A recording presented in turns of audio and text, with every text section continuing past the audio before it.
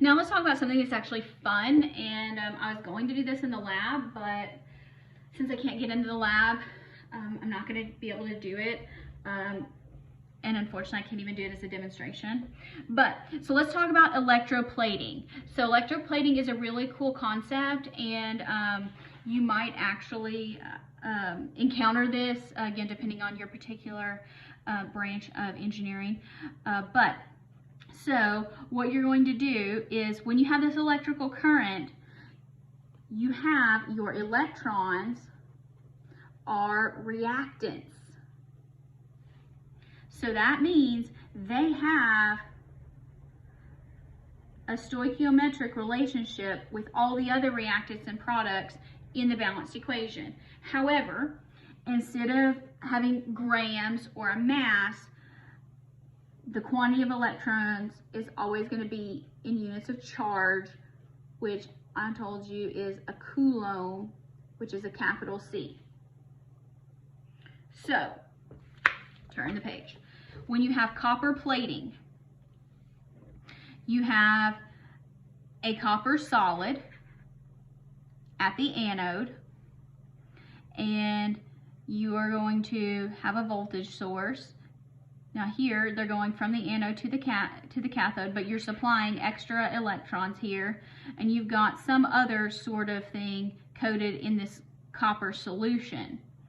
Now, you're going to run these electrons, and as these electrons go into solution, they are going to mix with these copper cations, and it's going to form solid copper. Well, the solid copper's got to deposit somewhere, and so it's going to deposit on this, because this is what's acting as our little electrode. So it's going to actually get copper deposits on it.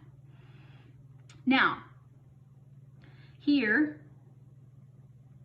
you can say, now remember, draw in your coefficients here.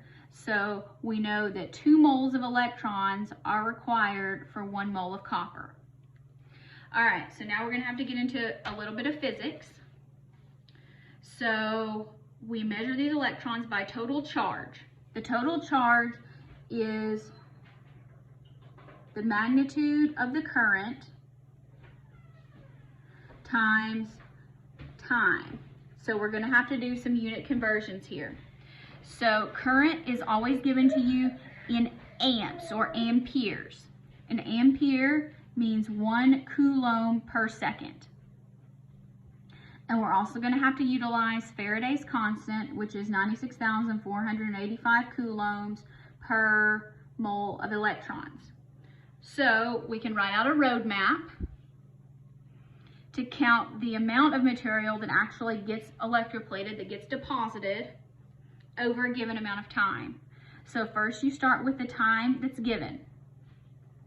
And because our current is in seconds, we're going to have to convert that to seconds. Then we use that and we convert to coulombs. Then we can convert to moles of electrons. And then we convert to moles of metal.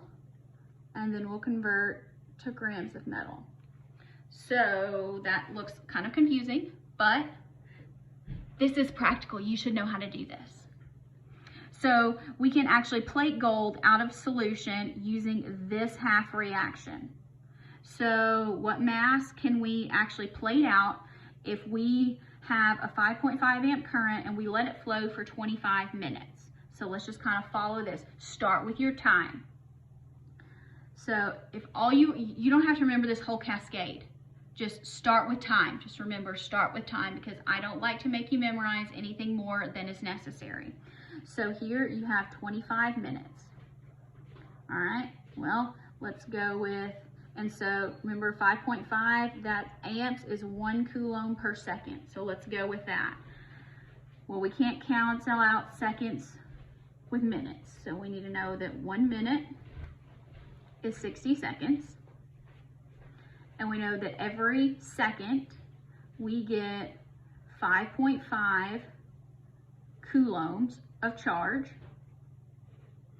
And now let's use Faraday's constant, so 96,400 and what, 85 coulombs gives us 1 mole of electrons. From our balanced equation, we know that it takes 3 moles of electrons to get 1 mole of solid gold. And then we need our periodic table, which I don't happen to have on me right now, woefully unprepared. But we know that 1 mole of gold is 196.97 grams of gold. So, again, just start with time, rewrite what the current is, and use the unit conversions and constants that you know to figure this out. So let's do this. 25 minutes, 60, 5.5, 196.97. Remember, I always multiply everything on the top first, and then I go back and divide. 96485 divided by 3. So that says I'm going to get 5.61 grams of gold. So that's about what, 1/6 of an ounce, and whatever the price of gold is right now is pretty high, so that's going to be a lot of dollars. So this is a great way to recoup gold. My grandfather actually utilized this reaction when he worked out at USEC to recover gold from their currents and that they used in the reactors. That was his job, and they made bars. All right, turn the page. Now let's just talk about corrosion. Again, if you're going into engineering, this is something that you need to care a lot about. This won't take long, so I'm just going to go ahead and jump in with this particular next section.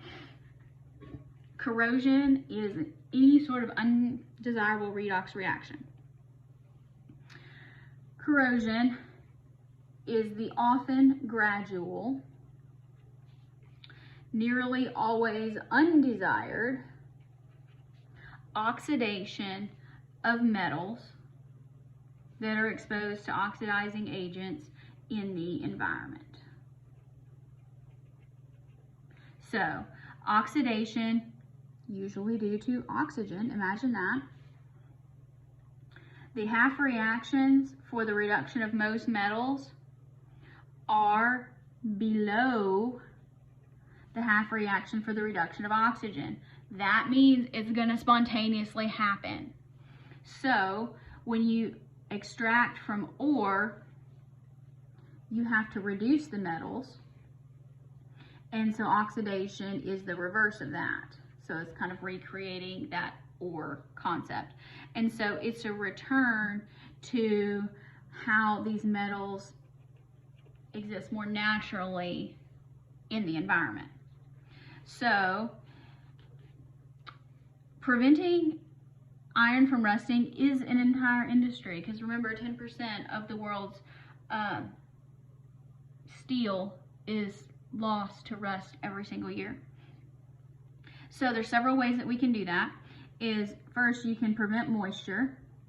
If you prevent moisture, there's no water, so keep it dry.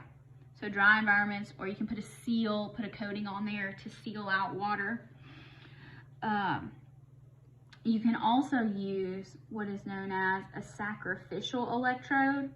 And so you put a metal that's actually going to oxidize more easily than iron, meaning it is below iron on that reference table. So the process of galvanization is where you have an iron nail and you coat it with zinc. So if you look at zinc, zinc oxidizes more easily than iron, so either of these irons. So zinc is going to get oxidized first before the iron is. So kind of go back to predicting those products of electrolysis. So that is the end of chapter 19.